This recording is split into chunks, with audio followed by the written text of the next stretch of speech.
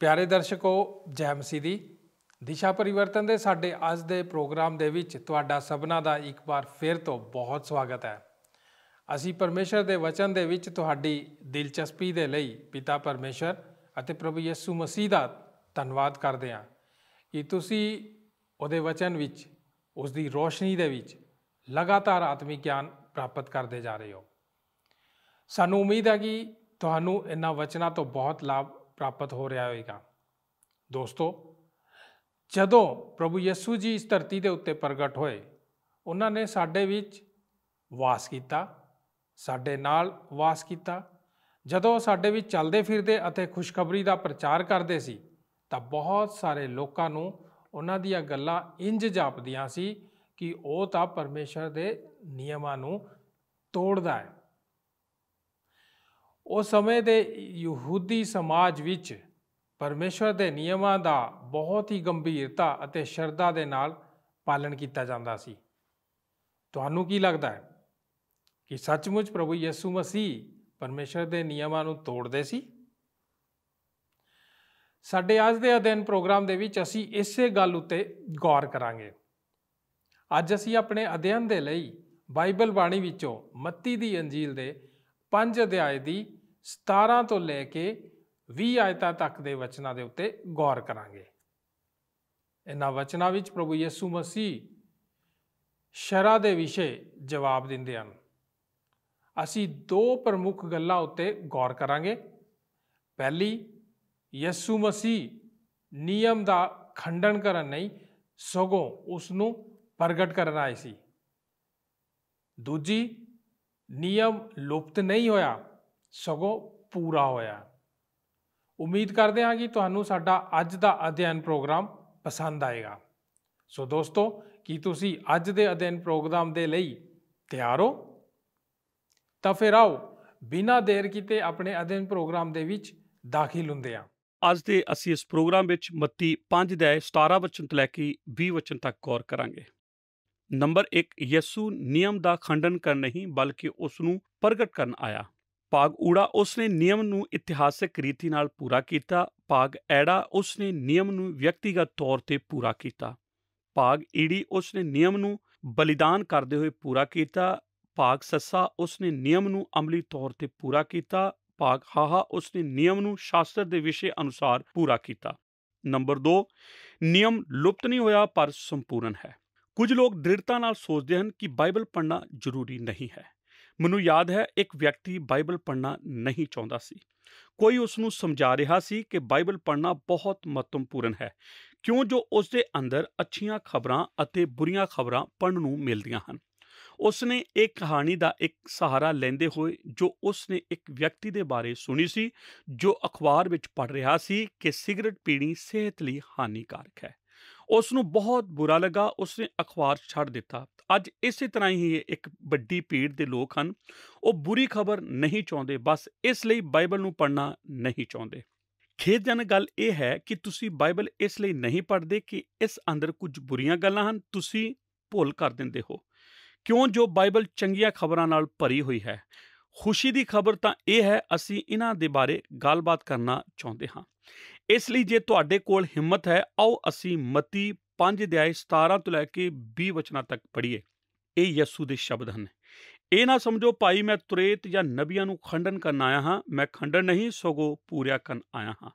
ਕਿਉਂ ਜੋ ਮੈਂ ਤੁਹਾਨੂੰ ਸੱਚ ਆਖਦਾ ਹਾਂ ਕਿ ਜਿੰਨਾ ਚਿਰ ਆਕਾਸ਼ ਅਤੇ ਧਰਤੀ ਟਲ ਨਹੀਂ ਜਾਣਗੇ, ਇੱਕ ਅੱਖਰ ਜਾਂ ਇੱਕ ਬਿੰਦੀ ਵੀ ਤੁਰੇਤ ਦੀ ਨਹੀਂ ਟਲੇਗੀ ਜਦ ਤੱਕ ਸਭ ਕੁਝ ਪੂਰਾ ਨਾ ਹੋਵੇ। ਸੋ ਜੋ ਕੋਈ ਇਹਨਾਂ ਸਭਨਾਂ ਤੋਂ ਛੋਟੇ ਹੁਕਮਾਂ ਵਿੱਚੋਂ ਇੱਕ ਨੂੰ ਵੀ ਟਾਲ ਦੇਵੇ ਅਤੇ ਇਸੇ ਤਰ੍ਹਾਂ ਮਨੁੱਖਾਂ ਨੂੰ ਸਿਖਲਾਵੇ, ਸੋ ਸਵਰਗ ਦੇ ਰਾਜ ਵਿੱਚ ਸਭਨਾਂ ਨਾਲੋਂ ਛੋਟਾ ਕਹਾਵੇਗਾ। ਪਰ ਜਿਹੜਾ ਉਹਨਾਂ ਦੀ ਪਾਲਣਾ ਕਰੇ ਅਤੇ ਸਿਖਲਾਵੇ, ਉਹ ਸਵਰਗ ਦੇ ਰਾਜ ਵਿੱਚ ਵੱਡਾ ਅਖਵਾਵੇਗਾ। ਕਿਉਂ ਜੋ ਮੈਂ ਤੁਹਾਨੂੰ ਆਖਦਾ ਹਾਂ ਭਾਈ, ਜੇ ਤੁਹਾਡਾ ਧਰਮ ਗ੍ਰੰਥੀਆਂ ਅਤੇ ਫਰੀਸੀਆਂ ਦੇ ਧਰਮ ਨਾਲੋਂ ਵੱਧ ਨਾ ਹੋਵੇ ਤਾਂ ਤੁਸੀਂ ਸਵਰਗ ਦੇ ਰਾਜ ਵਿੱਚ ਕਿਸ ਵਿਧ ਨਾਲ ਵੜੋਗੇ। ਵਰਜੀਨੀਆ ਸਟੇਮ ਅਬਨੋਸ ਨੇ ਪਹਾੜੀ ਉਪਦੇਸ਼ ਨੂੰ ਪੜ੍ਹਨ ਲਈ ਆਪਣੀ ਕਲਾਸ ਦੇ ਵਿਦਿਆਰਥੀਆਂ ਨੂੰ ਟੈਕਸ A&M ਯੂਨੀਵਰਸਿਟੀ ਵਿੱਚ ਸੌਂਪੀਆਂ ਅਤੇ ਆਖਿਆ ਤੁਸੀਂ ਆਪਣੇ ਤਜਰਬੇ ਨਾਲ ਇਸ ਉੱਪਰ ਇੱਕ ਲੇਖ ਲਿਖੋ ਜੋ ਇੱਥੇ ਪਰਮੇਸ਼ਰ ਨੇ ਸ਼ਬਦ ਕਹੇ ਹਨ। ਉਸ ਨੇ ਵਿਦਿਆਰਥੀਆਂ ਤੋਂ ਇਹ ਆਸ ਕੀਤੀ ਸੀ ਕਿ ਉਹਨਾਂ ਵਿੱਚ ਬਾਈਬਲ ਦੇ ਪ੍ਰਤੀ ਬਹੁਤ ਸਨਮਾਨ ਹੈ, ਕਿਉਂ ਜੋ ਟੈਕਸਸ ਦੇ ਲੋਕਾਂ ਦੇ ਦਿਲਾਂ ਵਿੱਚ ਬਾਈਬਲ ਵਸੀ ਹੈ। ਪਰ ਉਹਦੇ ਵਿਦਿਆਰਥੀਆਂ ਨੇ ਪਹਾੜੀ ਉਪਦੇਸ਼ ਦੇ ਬਾਰੇ ਜੋ ਵਿਖਿਆਨ ਕੀਤਾ ਹੈ ਤਾਂ ਉਸ ਨੂੰ ਬਹੁਤ ਦੁੱਖ ਲੱਗਾ। ਇੱਕ ਲੜਕੇ ਨੇ ਤਾਂ ਇੰਜ ਲਿਖਿਆ, ਮੇਰੇ ਵਿਚਾਰ ਵਿੱਚ ਧਰਮ ਇੱਕ ਦਿਲ ਨੂੰ ਬਹਿਲਾਉਣ ਦਾ ਧੋਖਾ ਹੈ। ਦੂਸਰੇ ਨੇ ਆਖਿਆ, ਪੁਰਾਣੀ ਕਹਾਵਤ ਹੈ, ਜੋ ਹਰ ਚੀਜ਼ ਤੁਸੀਂ ਪੜ੍ਹਦੇ ਹੋ ਉਸ 'ਤੇ ਵਿਸ਼ਵਾਸ ਨਹੀਂ ਕਰਨਾ ਚਾਹੀਦਾ। ਇੱਥੇ ਵੀ ਇਹ ਗੱਲ ਲਾਗੂ ਹੁੰਦੀ ਹੈ। ਵਰਜੀਨੀਆ ਨੇ ਯਾਦ ਕੀਤਾ ਜਦ ਉਸਨੇ ਪਹਾੜੀ ਉਪਦੇਸ਼ ਦੇ ਬਾਰੇ ਆਪਣੇ ਸੰਡੇ ਸਕੂਲ ਵਿੱਚ ਇੱਕ ਰੰਗੀਨ ਚਿੱਤਰ ਦੁਆਰਾ ਯਿਸੂ ਨੂੰ ਹਰਿਆਲੀ ਦੇ ਪਹਾੜ ਉੱਤੇ ਬੈਠਾ ਦਰਸਾਇਆ ਗਿਆ ਸੀ ਅਤੇ ਛੋਟੇ ਬੱਚੇ ਉਸ ਦੇ ਇਰਦ ਗਿਰਦ ਕੁਝ ਸਿੱਖਣ ਲਈ ਉਤਸੁਕਤਾ ਨਾਲ ਬੈਠੇ ਸਨ। ਇਸ ਨੂੰ ਵੇਖ ਕੇ ਉਸਨੇ ਕਦੇ ਵੀ ਨਾ ਗੁੱਸਾ ਕੀਤਾ ਤੇ ਨਾ ਹੀ ਘਿਰਨਾ ਕੀਤੀ, ਜਦ ਕਿ ਅੱਜ ਉਸਦੇ ਆਪਣੇ ਵਿਦਿਆਰਥੀ ਇਸ ਗੱਲ ਤੋਂ ਉਲਟ ਹਨ। ਕਲੀਸਿਆ ਵਿੱਚ ਫਜ਼ੂਲ ਗੱਲਾਂ ਇਸ ਕਦਰ ਹਨ ਕਿ ਉਹ ਨਹੀਂ ਸੋਚਦੇ ਕਿ ਇਹ ਪਾਪ ਹੈ ਜਾਂ ਅਪਰਾਧ। ਉਹਨਾਂ ਵਿੱਚੋਂ ਇੱਕ ਨੇ ਲਿਖਿਆ, ਮੈਂ ਇਹ ਲੇਖ ਪਸੰਦ ਨਹੀਂ ਕਰਦਾ, ਪਹਾੜੀ ਉਪਦੇਸ਼। ਇੱਕ ਹੋਰ ਵਿਦਿਆਰਥੀ ਨੇ ਲਿਖਿਆ, ਜੋ ਗੱਲਾਂ ਪਹਾੜੀ ਉਪਦੇਸ਼ ਵਿੱਚ ਹਨ ਉਹ ਸਭ ਵਿਅਰਥ ਅਤੇ ਮੂਰਖਤਾਪੂਰਨ ਹਨ। ਔਰਤ ਨੂੰ ਵੇਖਣਾ ਹੀ ਭਵਿਚਾਰ ਹੈ, ਇਹ ਤਾਂ ਅਤ ਹੈ, ਨਿਰਬੁੱਧ ਗੱਲ ਹੈ। ਇਹੋ ਜਿਹਾ ਕਥਨ ਮੈਂ ਆਪਣੇ ਜੀਵਨ ਵਿੱਚ ਕਦੀ ਨਹੀਂ ਸੁਣਿਆ। ਇਸ ਉੱਪਰ ਵਰਜੀਨੀਆ ਅਬਿਨੋਸ ਨੇ ਪਹਾੜੀ ਉਪਦੇਸ਼ ਦੇ ਉੱਤੇ ਵਿਦਿਆਰਥੀਆਂ ਦੇ ਲੇਖ ਪੜ੍ਹ ਕੇ ਆਪਣਾ ਤਜਰਬਾ ਇਸ ਤਰ੍ਹਾਂ ਬਿਆਨ ਕੀਤਾ। ਮੈਂ ਉਹਨਾਂ ਦਾ ਹੌਸਲਾ ਵਧਾਉਣਾ ਸ਼ੁਰੂ ਕੀਤਾ। ਇਹ ਸਭ ਤੋਂ ਉੱਤਮ ਸਿੱਧੀ ਸਾਦੀ ਗੱਲ ਹੈ ਕਿ ਇਸ ਗੱਲ ਦਾ ਅਹਿਸਾਸ ਨਾ ਕਰਨਾ ਹੀ ਯਿਸੂ ਨੂੰ ਨਿਰਬੁੱਧ ਨਹੀਂ ਕਹਿਣਾ ਚਾਹੀਦਾ। ਪ੍ਰਾਚੀਨ ਸਮੇਂ ਵਿੱਚ ਸੁਸਮਾਚਾਰ ਦੇ ਪ੍ਰਤੀ ਇਸੇ ਤਰ੍ਹਾਂ ਹੀ ਸੋਚਿਆ ਜਾਂਦਾ ਸੀ। 2000 ਸਾਲ ਬਾਅਦ ਵੀ ਸਮਾਜ ਵਿੱਚ ਇਸੇ ਹੀ ਤਰ੍ਹਾਂ ਸੋਚਿਆ ਜਾਂਦਾ ਹੈ। ਮੈਨੂੰ ਬਹੁਤ ਦੁੱਖ ਲੱਗਾ ਕਿ ਬਾਈਬਲ ਅੱਜ ਵੀ ਇਮਾਨਦਾਰ ਵਿਗਿਆਨੀ ਕਣਾਂ ਲਈ ਬਾਈਬਲ ਉਸੇ ਤਰ੍ਹਾਂ ਹੀ ਰੁਚੀਕਾਰ ਹੈ ਜਿਸ ਤਰ੍ਹਾਂ ਪਹਿਲੀ ਸਦੀ ਵਿੱਚ ਸੀ। ਮੈਂ ਸਮਝਦਾ ਹਾਂ ਉਹ ਸਮੇਂ ਹੀ ਅੱਗੇ ਵੱਧਦਾ ਜਾ ਰਿਹਾ ਹੈ। ਜਿਸ ਤਰ੍ਹਾਂ ਧਰਮ ਸ਼ਾਸਤਰ ਦੀਆਂ ਪਿਛਲੀਆਂ ਸਦੀਆਂ ਵਿੱਚ ਤਾਕਤ ਭਰੀ ਖੁਸ਼ਬੂ ਗੁਆਚੀ ਹੈ, ਅੱਜ ਵੀ ਬਾਈਬਲ ਦੇ ਪ੍ਰਤੀ ਅਗਿਆਨਤਾ ਦੂਰ ਤੱਕ ਫੈਲੀ ਹੋਈ ਹੈ। ਅਤੇ ਅਸੀਂ ਕਹਿ ਸਕਦੇ ਹਾਂ ਕਿ ਜਿਸ ਤਰ੍ਹਾਂ ਯਿਸੂ ਦੇ ਸਵੇ ਧਰਮ ਸ਼ਾਸਤਰ ਨੂੰ ਸਮਝਿਆ ਜਾਂਦਾ ਸੀ, ਉਸੇ ਤਰ੍ਹਾਂ ਅੱਜ ਵੀ ਹੈ। ਲੱਗਦਾ ਹੈ ਪਹਿਲੀ ਸਦੀ ਦੇ ਸੁਣਨ ਵਾਲੇ ਫਿਰ ਵਾਪਸ ਆ ਗਏ ਹਨ। ਮੈਂ ਇਸ ਤਰ੍ਹਾਂ ਕਦੇ ਨਹੀਂ ਸੋਚਿਆ ਸੀ।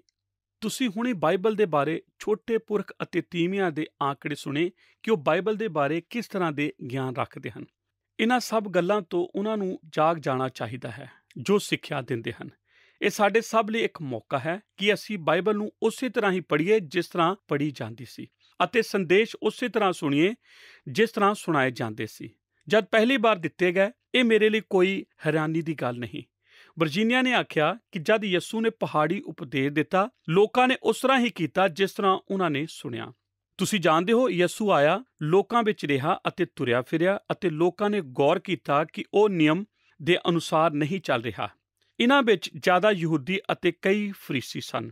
ਇਹ ਅਫਵਾਹ ਫੈਲ ਗਈ ਕਿ ਯਿਸੂ ਨਿਯਮ ਨੂੰ ਤੋੜਨ ਆਇਆ ਹੈ।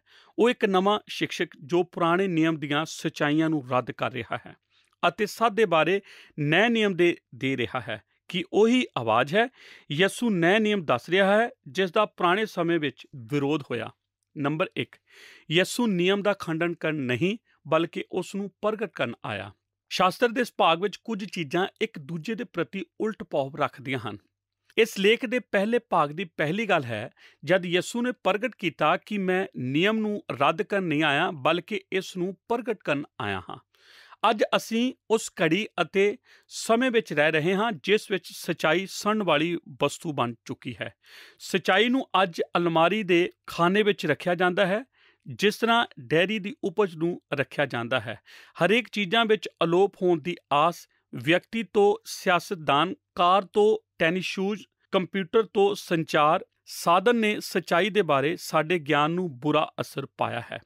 ਜਦ ਹਰ ਵਿਅਕਤੀ ਦਾ ਸੱਚ ਹੀ ਹੈ ਤਾਂ ਅਸੀਂ ਸੱਚਾਈ ਨੂੰ ਜਿਸ ਤਰ੍ਹਾਂ ਚਾਹੀਏ ਬਦਲ ਸਕਦੇ ਹਾਂ।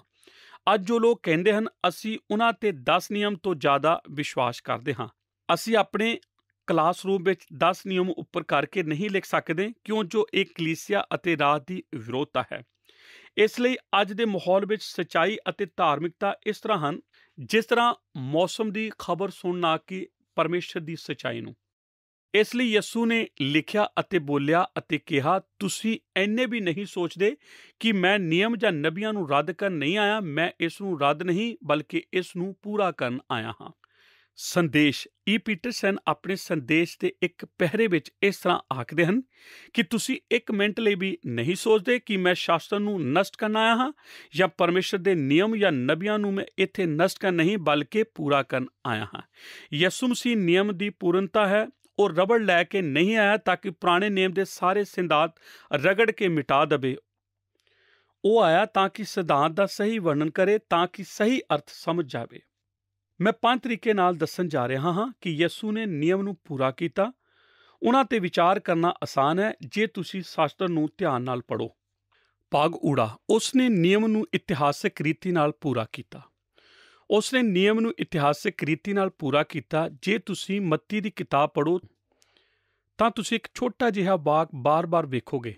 ਸ਼ਾਸਤਰ ਦੀ ਪਾਲਣਾ ਕਰਨੀ ਚਾਹੀਦੀ ਹੈ। ਯਿਸੂ ਨੇ ਕੁਝ ਕਰਨਾ ਸੀ, ਉਸ ਨੂੰ ਕੋਈ ਪ੍ਰਤਿੱਗਿਆ ਕਰਨੀ ਸੀ ਅਤੇ ਤਦ ਉਹ ਕਹਿ ਸਕੇ ਉਸ ਨੇ ਇਹ ਕੀਤਾ ਕਿਉਂ ਜੋ ਸ਼ਾਸਤਰ ਦੀ ਪਾਲਣਾ ਹੋਣੀ ਚਾਹੀਦੀ ਹੈ। ਕੀ ਤੁਸੀਂ ਜਾਣਦੇ ਹੋ ਤੁਸੀਂ ਪੁਰਾਣੇ ਨਿਯਮ ਤੋਂ ਮਸੀਹ ਦੀ ਸਹੀ ਜਾਣਕਾਰੀ ਬਿਆਨ ਕਰਦੇ ਹੋ।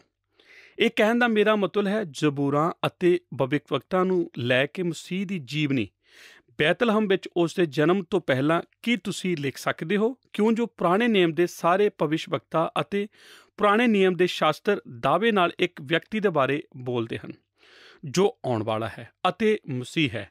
ਜਦ ਮਸੀਹ ਇਸ ਧਰਤੀ ਤੇ ਸੀ ਉਸ ਨੇ ਮਸੀਹ ਜੀਵਨ ਬਤੀਤ ਕੀਤਾ। ਜੋ ਕੁਝ ਵੀ ਉਸ ਨੇ ਕੀਤਾ ਠੀਕ ਉਸੇ ਤਰ੍ਹਾਂ ਕੀਤਾ ਜਿਸ ਦਾ ਬਿਆਨ ਪੁਰਾਣੇ ਨਿਯਮ ਕਰਦਾ ਸੀ ਅਤੇ ਉਸ ਨੇ ਪੁਰਾਣੇ ਨਿਯਮ ਵਿੱਚ ਆਪਣੇ ਬਾਰੇ ਲਿਖੀ ਹੋਈ ਗਵਾਹੀ ਨੂੰ ਪੂਰਾ ਕੀਤਾ।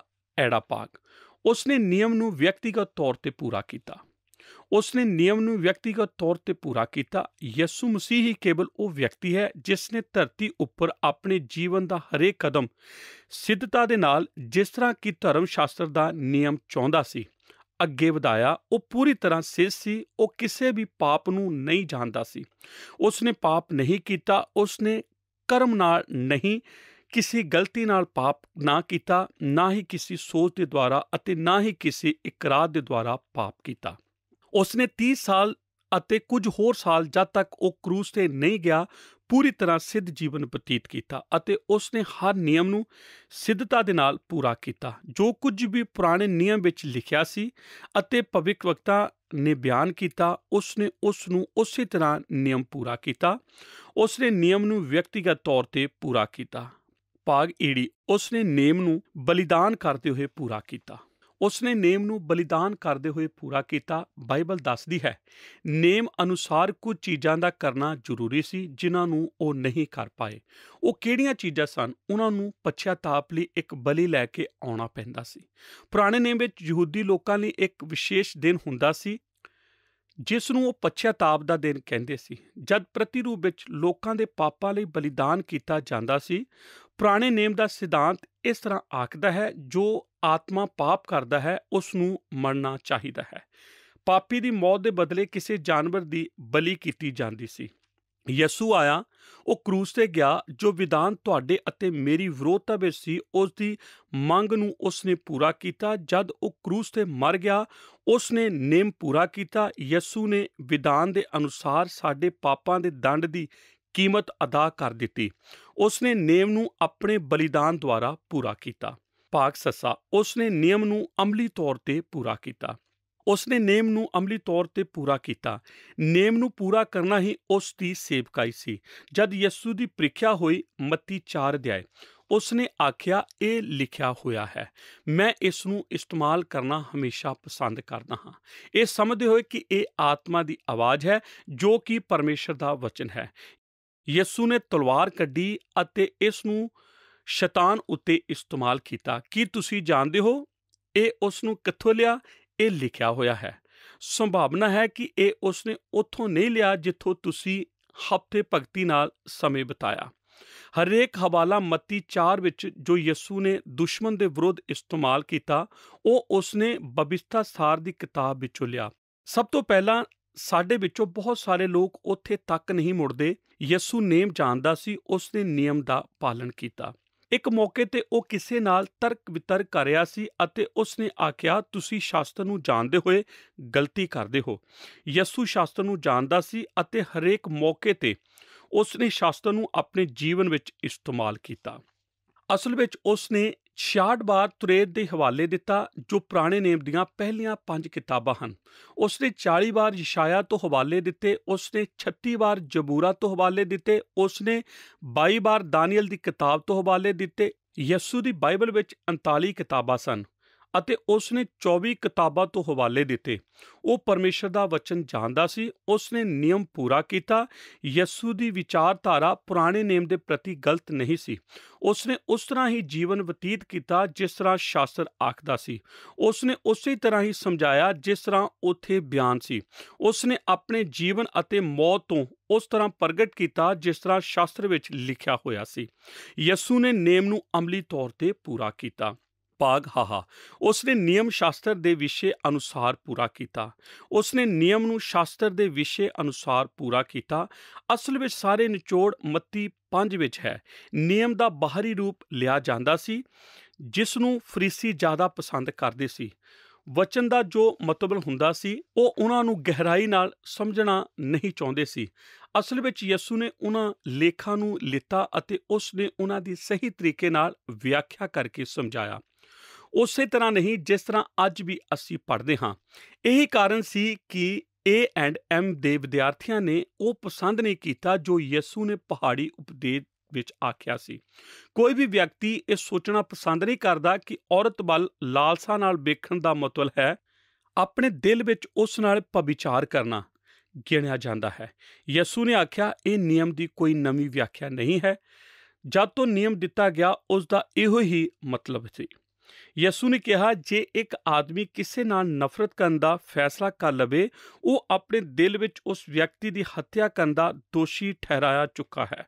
ਜਦ ਯਸੂ ਨੇ ਇਹ ਕਿਹਾ ਉਹਨੇ ਇਹ ਨਹੀਂ ਕਿਹਾ ਆਓ ਮੈਂ ਤੁਹਾਨੂੰ ਨਿਯਮ ਦਾ ਅਰਥ ਦੱਸਣ ਜਾ ਰਿਹਾ ਹਾਂ। ਨਹੀਂ, ਜੋ ਉਸਨੇ ਕਿਹਾ ਉਹ ਇਹ ਹੈ ਮੈਂ ਚਾਹੁੰਦਾ ਹਾਂ ਕਿ ਤੁਸੀਂ ਸਮਝ ਜਾਓ ਜਦ ਸਨਈ ਪਹਾੜ ਉੱਤੇ ਇਹ ਨਿਯਮ ਦਿੱਤਾ ਗਿਆ ਉਸ ਦੀ ਮਾਨਸਾ ਇਹ ਸੀ ਇਹ ਨਿਯਮ ਇਸ ਲਈ ਨਹੀਂ ਦਿੱਤਾ ਗਿਆ ਕਿ ਤੁਸੀਂ ਇਸ ਦਾ ਬਾਹਰੀ ਰੂਪ ਵੇਖ ਕੇ ਇਸ ਨੂੰ ਮੰਨੋ। ਨਿਯਮ ਦਾ ਅਰਥ ਇਹ ਸੀ ਕਿ ਤੁਹਾਡੇ ਦਿਲ ਵਿੱਚ ਜਗ੍ਹਾ ਲਵੇ ਅਤੇ ਤੁਹਾਡਾ ਸੁਭਾਅ ਬਦਲ ਜਾਵੇ। C.S. ਲੇਵਿਸ ਆਖਦਾ ਹੈ ਜਦ ਯਸੂ ਨੇ ਨਿਯਮ ਦੀ ਗੱਲ ਕੀਤੀ ਉਸ ਨੂੰ ਇਸ ਉਦਾਹਰਨ ਨਾਲ ਸਮਝੋ। ਆਓ ਅਸੀਂ ਮੰਨ ਲਈਏ ਕਿ ਅਸੀਂ ਇੱਕ ਨਾਵਲ ਦੇ ਹਿੱਸੇ ਹਾਂ ਜਾਂ ਉਹਦੇ ਸੁਰਮੇਲ ਹਾਂ ਅਤੇ ਕੋਈ ਸਾਨੂੰ ਆ ਕੇ ਦੱਸਦਾ ਹੈ ਕਿ ਇੱਕ ਨਵੀਂ ਚੀਜ਼ ਦੀ ਖੋਜ ਹੋਈ ਹੈ ਜੋ ਤੁਹਾਡਾ ਨਾਵਲ ਦਾ ਹਿੱਸਾ ਬਣ ਸਕਦੀ ਹੈ। ਉਹ ਆਖਦਾ ਹੈ ਇਹ ਤੁਹਾਡੇ ਨਾਵਲ ਦੀ ਕਮੀ ਹੈ। ਇਸ ਦੇ ਦੁਆਰਾ ਤੁਹਾਡਾ ਨਾਵਲ ਇੱਕ ਨਵਾਂ ਮੋੜ ਲੈ ਸਕਦਾ ਹੈ। ਜਾਂ ਤੁਹਾਡੇ ਸੁਰਮੇਲ ਦਾ ਅਸਲੀ ਵਿਸ਼ਾ ਇਹ ਹੈ ਸਾਨੂੰ ਚਾਹੀਦਾ ਹੈ ਇਸ ਨਵੇਂ ਸੰਦੇਸ਼ ਨੂੰ ਵੇਖੀਏ ਜੋ ਸਾਨੂੰ ਹੁਣ ਮਿਲਿਆ ਹੈ। ਜੇ ਇਹ ਸਾਨੂੰ ਚੰਗਾ ਲੱਗੇ ਤਾਂ ਸਾਨੂੰ ਚਾਹੀਦਾ ਹੈ ਕਿ ਇਸ ਨੂੰ ਅਪਣਾ ਲਈਏ। ਇਸ ਨੂੰ ਅਪਣਾਉਣ ਨਾਲ ਸਾਡਾ ਨਾਵਲ ਜ਼ਿਆਦਾ ਪ੍ਰਭਾਵਸ਼ੀਲ ਹੋਣਾ ਚਾਹੀਦਾ ਹੈ। ਜੇ ਨਹੀਂ ਹੁੰਦਾ ਤਾਂ ਇਹ ਇੱਕ ਨਕਲੀ ਹੈ। C.S. ਲੇਵਿਸ ਨੇ ਆਖਿਆ ਠੀਕ ਇਸੇ ਤਰ੍ਹਾਂ ਹੀ ਹੋਇਆ। ਜਦ ਯਸੂ ਆਇਆ ਉਸਨੇ ਇੱਕ ਨਵਾਂ ਸੰਦੇਸ਼ ਦਿੱਤਾ ਜਿਸ ਦੀ ਕਮੀ ਸੀ। ਹੋ ਸਕਦਾ ਹੈ ਸਾਨੂੰ ਚੰਗਾ ਨਾ ਲੱਗੇ। ਫਰੀਸੀਆਂ ਨੂੰ ਬਿਲਕੁਲ ਸਮਝ ਨਹੀਂ ਆਇਆ। ਉਹ ਸਮਝ ਨਹੀਂ ਪਾਏ ਯਸੂ ਹੀ ਪਰਮੇਸ਼ਰ ਦਾ ਦੇਹਧਾਰੀ ਪੁੱਤਰ ਹੈ। ਉਸ ਸਮੇਂ ਦੇ ਵਿਚਾਰਾਂ ਦੀ ਵਿਰੋਧਤਾ ਲਈ ਯਸੂ ਅਚਾਨਕ ਆ ਗਿਆ ਜਿਸ ਤਰ੍ਹਾਂ ਕਿਸੇ ਨੇ ਸਵਿਚ ਦਬਾ ਦਿੱਤਾ। ਤੁਸੀਂ ਹੁਣ ਸਮਝ ਸਕਦੇ ਹੋ ਉਸ ਦਾ ਕਦੇ ਵੀ ਇਹ ਮਤਲਬ ਨਹੀਂ ਸੀ ਕਿ ਤੁਸੀਂ ਬਾਹਰੀ ਦਿਖਾਵੇ ਵਾਲੇ ਕਰਮ ਕਰਕੇ ਪਰਮੇਸ਼ਰ ਦੇ ਸਾਹਮਣੇ ਦੋਸ਼ ਮੁਕਤ ਠਹਿਰ ਸਕਦੇ ਹੋ ਜਦ ਕਿ ਤੁਹਾਡੇ ਦਿਲ ਦੇ ਅੰਦਰ ਨਕਲੀ ਮਸੀਹੀ ਵਿਸ਼ਵਾਸ ਹੈ। ਅਸੀਂ ਅੱਜ ਤੱਕ ਗਲਤ ਵਿਆਖਿਆ ਦੇ ਰੋਗ ਵਿੱਚ ਹਾਂ। ਸ਼ੁਰੂ ਤੋਂ ਹੀ ਸਾਨੂੰ ਇਸ ਰੋਗ ਨੇ ਫੜਿਆ ਹੋਇਆ ਹੈ। ਜੇ ਅੱਜ ਮੈਂ ਤੁਹਾਨੂੰ ਪੁੱਛਾਂ ਕਿ ਤੁਹਾਡੇ ਵਿੱਚ ਕਿੰਨੇ ਲੋਕਾਂ ਨੇ ਚਰਚ ਅਤੇ ਮਸੀਹ ਸੰਸਥਾ ਦੇ ਕਾਨੂੰਨ ਕਾਇਦਿਆਂ ਤੋਂ ਧੋਖਾ ਖਾਦਾ ਹੈ, ਬਹੁਤ ਸਾਰੇ ਉੱਤਰ ਮਿਲ ਜਾਣਗੇ। ਪੁਰਾਣੇ ਨੇਮ ਦੀ ਗਲਤ ਵਿਆਖਿਆ ਦੇ ਕਾਰਨ ਇਸ ਤਰ੍ਹਾਂ ਸੋਚ ਲਿਆ ਸੀ ਕਿ ਜੇ ਅਸੀਂ ਜ਼ਿਆਦਾ ਚੰਗੇ ਕੰਮ ਕਰੀਏ ਜਾਂ ਜ਼ਿਆਦਾ ਭੈੜੇ ਕੰਮਾਂ ਤੋਂ ਦੂਰ ਰਹੀਏ ਤਾਂ ਸ਼ਾਇਦ ਅਸੀਂ ਪਰਮੇਸ਼ਰ ਦੇ ਸਾਹਮਣੇ ਨਿਰਦੋਸ਼ ਠਹਿਰਾਂਗੇ। ਅਤੇ ਯਸੂ ਨੇ ਕਿਹਾ ਇਹ ਤਰੀਕਾ ਨਹੀਂ ਸੀ ਅਤੇ ਨਾ ਹੀ ਹੈ ਅਤੇ ਉਹ ਇਸ ਨੂੰ ਸਿੱਧ ਕਰਨ ਆਇਆ ਇਹ ਤਰੀਕਾ ਨਹੀਂ ਜਿਸ ਤਰ੍ਹਾਂ ਲੋਕ ਸੋਚ ਲੈਂਦੇ ਹਨ। ਮੈਂ ਸ਼ਰਾਬ ਨਹੀਂ ਪੀਵਾਂਗਾ, ਮੈਂ ਸਿਗਰਟ ਨਹੀਂ ਪੀਵਾਂਗਾ, ਮੈਂ ਤੰਬਾਕੂ ਨਹੀਂ ਚਬਾਵਾਂਗਾ ਅਤੇ ਨਾ ਹੀ ਐਸੇ ਲੋਕਾਂ ਵਿੱਚ ਰਹਾਂਗਾ ਜੋ ਇਹੋ ਜਿਹੇ ਕੰਮ ਕਰਦੇ ਹਨ। ਇਹੋ ਜਿਹਾ ਵਿਚਾਰ ਹੀ ਜ਼ਿਆਦਾਤਰ ਲੋਕ ਰੱਖਦੇ ਹਨ। ਇਸ ਨੂੰ ਅਕਲਾਓਬਾਦ ਕਿਹਾ ਜਾਂਦਾ ਹੈ। ਅਸੀਂ ਇਸ ਨੂੰ ਪਰਮੇਸ਼ਰ ਤੱਕ ਅਲੱਗ ਹੋਣ ਜਾਣਾ ਕਹਿੰਦੇ ਹਾਂ। ਤੁਸੀਂ ਪਰਮੇਸ਼ਰ ਤੱਕ ਬਾਹਰੀ ਤੌਰ ਤੇ ਅਲੱਗ ਹੋ ਸਕਦੇ ਹੋ ਅਤੇ ਉਨੇ ਹੀ ਪਾਪੀ ਹੋ ਸਕਦੇ ਹੈ ਜਿੰਨਾ ਅੰਦਰੋਂ।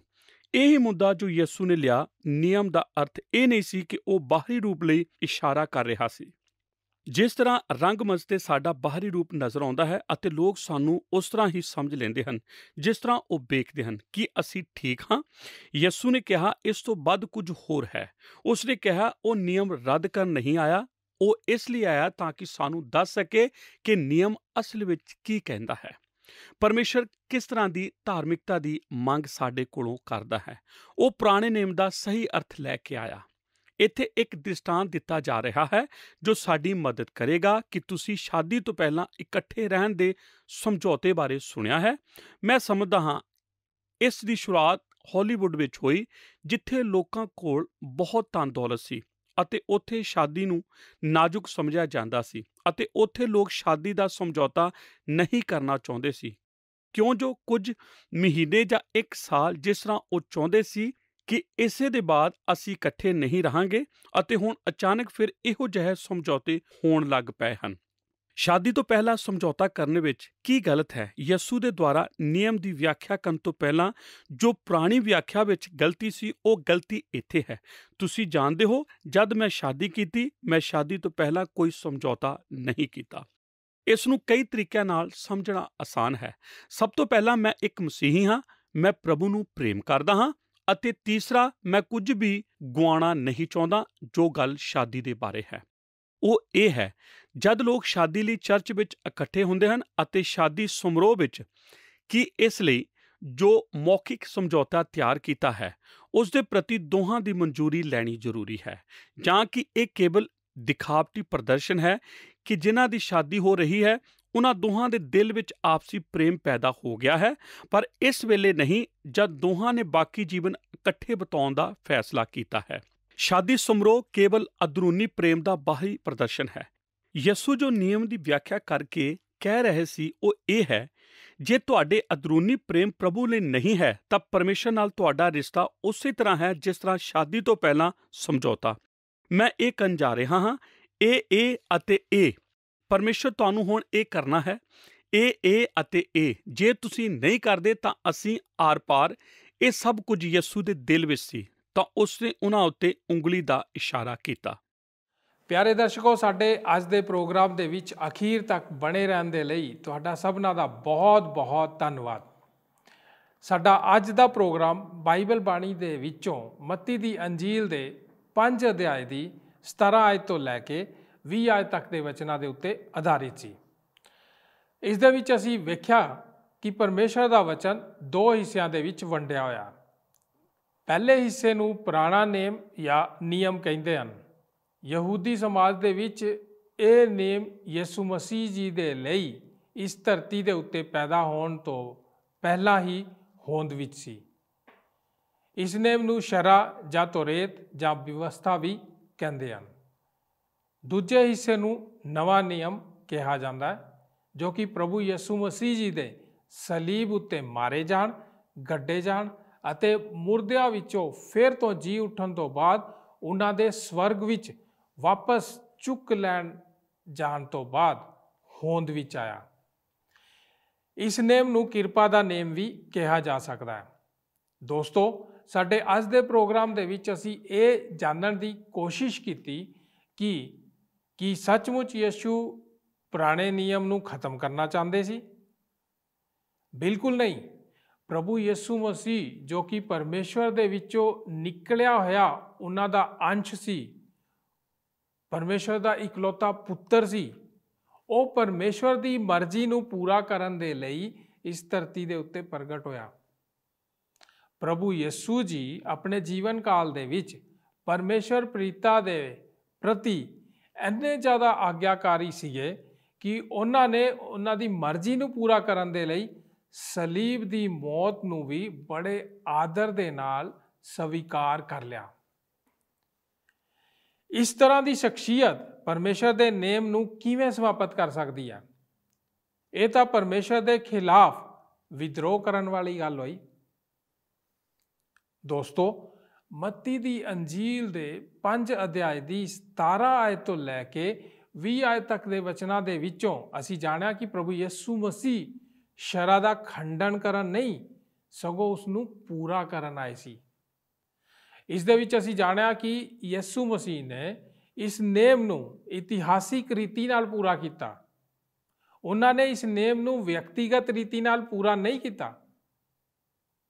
ਫਿਰ ਅਸੀਂ ਜਾਣਿਆ ਕਿ ਯਿਸੂ ਮਸੀਹ ਨੇ ਇਸ ਨੇਮ ਨੂੰ ਆਪਣਾ ਬਲੀਦਾਨ ਕਰਦੇ ਹੋਏ ਪੂਰਾ ਕੀਤਾ। ਉਹਨਾਂ ਨੇ ਇਸ ਨੇਮ ਨੂੰ ਅਮਲੀ ਤੌਰ ਤੇ ਪੂਰਾ ਕੀਤਾ ਅਤੇ ਅਸੀਂ ਇਹ ਵੀ ਵੇਖਿਆ ਕਿ ਉਹਨਾਂ ਦੇ ਇਸ ਨੇਮ ਨੂੰ ਪਵਿੱਤਰ ਸ਼ਾਸਤਰ ਦੇ ਵਿੱਚ ਉਹਦੇ ਅਨੁਸਾਰ ਹੀ ਪੂਰਾ ਕੀਤਾ ਗਿਆ। ਦੋਸਤੋ, ਅਸੀਂ ਉਮੀਦ ਕਰਦੇ ਹਾਂ ਕਿ ਤੁਹਾਨੂੰ ਸਾਡਾ ਅੱਜ ਦਾ ਬਾਈਬਲ ਅਧਿਐਨ ਪ੍ਰੋਗਰਾਮ ਜੋ ਹੈ ਉਹ ਚੰਗਾ ਲੱਗਿਆ ਹੋਵੇਗਾ। ਜੇਕਰ ਹਾਂ ਤਾਂ ਸਾਡੇ ਨਾਲ ਸੰਪਰਕ ਕਰਕੇ ਸਾਨੂੰ ਤੁਸੀਂ ਦੱਸ ਸਕਦੇ ਹੋ। ਸਾਨੂੰ ਤੁਹਾਡੇ ਫੋਨ ਦਾ ਇੰਤਜ਼ਾਰ ਰਹੇਗਾ। ਤੇ ਹੁਣ ਸਮਾਂ ਹੋ ਗਿਆ ਕਿ ਅਸੀਂ ਆਪਣੇ ਪ੍ਰੋਗਰਾਮ ਨੂੰ ਇੱਥੇ ਹੀ ਸਮਾਪਤ ਕਰੀਏ। ਇਸ ਅਧਿਐਨ ਦੇ ਬਾਕੀ ਹਿੱਸੇ ਨੂੰ ਅਸੀਂ ਆਪਣੇ ਅਗਲੇ ਪ੍ਰੋਗਰਾਮ ਦੇ ਵਿੱਚ ਵੀ ਜਾਰੀ ਰੱਖਾਂਗੇ। ਆਓ ਅਖੀਰ ਦੇ ਵਿੱਚ ਪ੍ਰਾਰਥਨਾ ਕਰਦੇ ਹਾਂ। ਸਾਡੇ ਅਨੁਗ੍ਰਹਿਕਾਰੀ ਦਿਆਲੂ ਪਰਮੇਸ਼ਰ ਪ੍ਰਭੂ ਯਿਸੂ ਮਸੀਹ ਜੀ ਦੇ ਨਾਂ 'ਚ ਅਸੀਂ ਤੁਹਾਡੇ ਚਰਨਾਂ 'ਚ ਆਉਂਦੇ ਪਿਤਾ। ਅੱਜ ਤੁਸੀਂ ਪਿਤਾ ਪਰਮੇਸ਼ਰ ਇੱਕ ਹੋਰ ਮਹੱਤਵਪੂਰਨ ਵਿਸ਼ੇ ਦੇ ਉੱਤੇ ਸਾਡੇ ਗਿਆਨ ਦੇ ਵਿੱਚ ਵਾਧਾ ਕਰਨ ਵਿੱਚ ਸਾਡੀ ਮਦਦ ਕੀਤੀ। ਤੁਸੀਂ ਸਾਨੂੰ ਇਸ ਗੱਲ ਨੂੰ ਸਮਝਾਉਣ ਵਿੱਚ ਪਿਤਾ ਪਰਮੇਸ਼ਰ ਸਾਡੀ ਮਦਦ ਕੀਤੀ ਕਿ ਪੁਰਾਣਾ ਨਿਯਮ ਜਿਸ ਨੂੰ ਅਸੀਂ ਸ਼ਰ੍ਹਾ ਜਾਂ ਵਿਵਸਥਾ ਮੰਨਦੇ ਹਾਂ, ਪ੍ਰਭੂ ਯਿਸੂ ਮਸੀਹ ਉਹਨੂੰ ਖਤਮ ਕਰਨ ਨਹੀਂ ਸਗੋਂ ਪੂਰਾ ਕਰਨ ਆਏ ਸੀ। ਪਿਤਾ ਪਰਮੇਸ਼ਵਰ, ਇਸ ਪੁਰਾਣੀ ਵਿਵਸਥਾ ਦਾ ਕੰਮ ਉਦੋਂ ਤੱਕ ਹੀ ਸੀਗਾ ਜਦੋਂ ਤੱਕ ਪ੍ਰਭੂ ਯਿਸੂ ਮਸੀਹ ਇਸ ਧਰਤੀ ਤੇ ਨਹੀਂ ਸੀ। ਪਿਤਾ ਪਰਮੇਸ਼ਰ, ਉਹਨਾਂ ਨੇ ਅਨੁਗ੍ਰਹਿ ਦੇ ਦੁਆਰਾ ਇਸ ਨੂੰ ਪੂਰਾ ਕੀਤਾ ਔਰ ਸਾਡੇ ਜੀਵਨਾਂ ਦੇ ਵਿੱਚ ਪਿਤਾ ਪਰਮੇਸ਼ਰ ਜੋ ਵੀ ਤੁਸੀਂ ਇਸ ਸ਼ਰ੍ਹਾ ਦੇ ਦੁਆਰਾ ਆਸ਼ੀਸ਼ਾਂ ਦਿੱਤੀਆਂ ਉਹਨਾਂ ਲਈ ਅਸੀਂ ਤੁਹਾਡਾ ਧੰਨਵਾਦ ਕਰਦੇ ਹਾਂ। ਧੰਨਵਾਦ ਕਰਦੇ ਹਾਂ ਇੱਕ ਨਵੇਂ ਯੁੱਗ ਵਿੱਚ, ਇੱਕ ਨਵੀਂ ਪਿਤਾ ਪਰਮੇਸ਼ਰ ਵਿਵਸਥਾ ਵਿੱਚ ਜੋ ਕਿ ਕਿਰਪਾ ਦੀ ਵਿਵਸਥਾ ਹੈ, ਉਸ ਦੇ ਵਿੱਚ ਤੁਸੀਂ ਸਾਨੂੰ ਪ੍ਰਵੇਸ਼ ਦਿਵਾਇਆ। ਯਿਸੂ ਮਸੀਹ ਦੀ ਵਿਵਸਥਾ ਦੇ ਵਿੱਚ ਤੁਸੀਂ ਸਾਨੂੰ ਦਾਖਲ ਕਰਵਾਇਆ। ਅਸੀਂ ਤੁਹਾਡਾ ਧੰਨਵਾਦ ਕਰਦੇ ਹਾਂ। ਪਿਤਾ ਪਰਮੇਸ਼ਰ, ਇਸ ਦੀ ਡੂੰਘਾਈਆਂ ਨੂੰ ਸਮਝਣ ਵਿੱਚ ਤੁਸੀਂ ਹੋਰ ਜ਼ਿਆਦਾ ਸਾਡੀ ਮਦਦ ਕਰੋ। ਆਪਣੇ ਆਤਮਾ ਦੇ ਦੁਆਰਾ ਸਾਡੀ ਅਗਵਾਈ ਕਰੋ। ਪਿਤਾ ਪਰਮੇਸ਼ਰ, ਇਸ ਵਚਨ ਦੇ ਵਿੱਚ ਪ੍ਰਭੂ ਜੀ ਜਿਸ ਕਿਸੇ ਨੂੰ ਵੀ ਪਿਤਾ ਪਰਮੇਸ਼ਰ ਹਜੇ ਕਿਸੇ ਚੀਜ਼ ਦੀ ਕਮੀ ਹੈ ਜਾਂ ਉਹ ਸੋਚਦਾ ਕਿ ਉਹਨੂੰ ਹੋਰ ਸਿੱਚਣ ਦੀ ਲੋੜ ਹੈ, ਤਾਂ ਆਪਣੀ ਆਤਮਾ ਦੇ ਦੁਆਰਾ ਉਹਨਾਂ ਦੀ ਅਗਵਾਈ ਕਰੋ। ਸਾਨੂੰ ਸਾਰਿਆਂ ਨੂੰ ਯਿਸੂ ਮਸੀਹ ਦੇ ਨਾਂ 'ਚ ਇਸ ਵਚਨ ਦੇ ਅਨੁਸਾਰ ਬਰਕਤ ਮਿਲੇ। ਯਿਸੂ ਜੀ ਦੇ ਨਾਂ 'ਚ ਮੰਗ ਲੈਂਦੇ ਹਾਂ, ਆਮੀਨ। ਪਰਮੇਸ਼ਰ ਤੁਹਾਨੂੰ ਸਾਰਿਆਂ ਨੂੰ ਬਰਕਤ ਦੇਵੇ। ਅਗਲੇ ਪ੍ਰੋਗਰਾਮ ਦੇ ਵਿੱਚ ਫੇਰ ਮੁਲਾਕਾਤ ਕਰਾਂਗੇ। ਤਦ ਤੱਕ ਦੇ ਲਈ ਜੈ ਮਸੀਹ ਦੀ। ਕੀ ਤੁਹਾਨੂੰ ਇਹ ਪ੍ਰੋਗਰਾਮ ਪਸੰਦ ਆਇਆ? ਹੁਣੇ ਸਾਨੂੰ ਇੱਕ ਮਿਸ ਕਾਲ ਦਿਓ ਤੇ ਤੁਸੀਂ ਅਗਲੇ ਜੇਤੂ ਹੋ ਸਕਦੇ ਹੋ।